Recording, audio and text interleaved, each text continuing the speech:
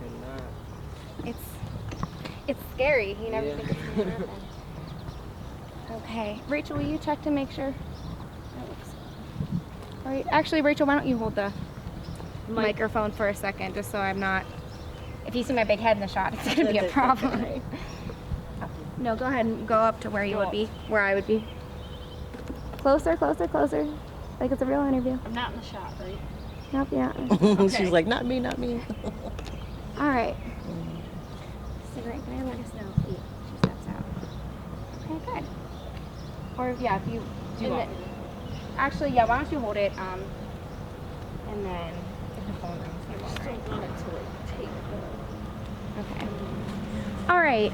First question is the easiest. You'll look at me, not the camera. I know it's awkward because she's holding the mic and stuff. But can you spell out your name for me and how to pronounce it? It's Leisha, and it's Lesia. Okay, and your last name? Bland, Bland. Okay, and how long have you lived in the apartment complex? Since March. So, you guys had quite a bit of a scare. Can you explain to me step by step what happened, what you were telling me before? What woke you up? Well, it was around 1-ish, and I was asleep, but the smoke is what woke me up. My window was open right here, and so it was just very smoky, and I didn't know what was going on, and so I went to the window and looked across over here, but I didn't know the smoke was coming from our complex. I'm thinking, it's just somewhere out there. And then when I start to hear some activity over here, voices, and then the police cars and other emergency response people were coming to our lot. And then that's when I realized, let me go get my kids, my son's room, and then my daughter, she stayed the night, and she was just fell asleep on the couch watching TV. So I went and woke up my son. I said, wake up, wake up. I think there's a fire, because at this point I didn't see flames or anything. It was still just black smoke. And so I woke my son up, and then I went and woke my daughter up, and then we just started pulling ourselves together to get out. But before we can even reach the door, the police was banging on our door, get out, Lansing police kind of thing. And so we ended up on the street, and other people were, leaving out with their babies and things, and it was just really fast. Were there a lot of families? Yeah, there's quite a few families just on the street. It was very quick, So by the time I left my bedroom window, seeing the smoke, and went to the street, it was just flames, just that fast. It happened really quick, going from that smoke to the flames. Can you tell me a little bit about where were you seeing the flames coming out of the building? Right there where you see the roof is gone now. It's completely just gone. And it was very, bright red and tall, and the smoke was on top of the fire at this point. So, wow. Yeah. Rachel, can you do me a favor, put the flag up a little bit? This part? Yeah, like all the way up to the top of the mic.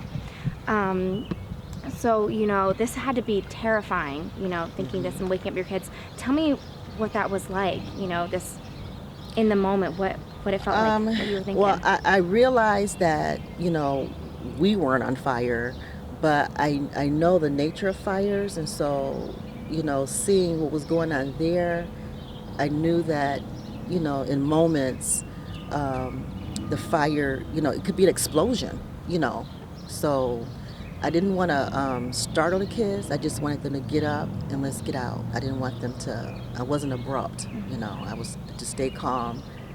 Let's get out of here, Wow. And I was right on cue because, again, the police were at the door before we could even get there. Get out, so.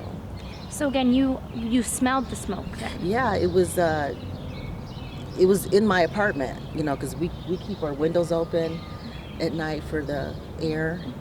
Last night was a decent night. It wasn't too hot, so we just had the windows open versus the air conditioning, and the smoke just was going in our windows, And so around 4 o'clock this morning, we were allowed back in our apartments on this side because our part didn't burn. So we were allowed back in. But even now our water is not on and things like that. So we were let back in, and my windows were open, so my carpet is wet in the apartment because, the water was, putting the fire out and stuff like that. But I don't have much damage to my apartment, just the water. But what woke me up was the smoke, the thickness of it is what woke me up. So. How do you feel? Do you feel lucky that, you were so close that it didn't burn your apartment? Lucky? No. With it being that close, it could be any of us, and my TV got wet and everything, so we haven't followed the news or anything. We just kind of been in the apartment. But I did hear through texting and things that the Red Cross or, help the families and things like that. But Did you know anybody that lived in these apartments? not personally. I've only lived here a few months, but yeah. Anything else you want to add? Did you ever think that this could happen here? Well, no one is, exempt from tragedy, but I was surprised, especially that time of night. You'd think everything's quiet and everyone's down, that nothing would spark such a thing. It's peaceful. Mm-hmm. It's a peaceful time. Yeah. Wow. Anything else you want to add? I'm just, grateful that everyone's okay. I from what I heard, there were no, serious injuries, no fatalities, and I'm thankful for that. Thank you. And I'm also thankful for the quick response of the, fire and police, and they acted fast. So It sounded like it escalated quickly and then they responded pretty quickly. yes.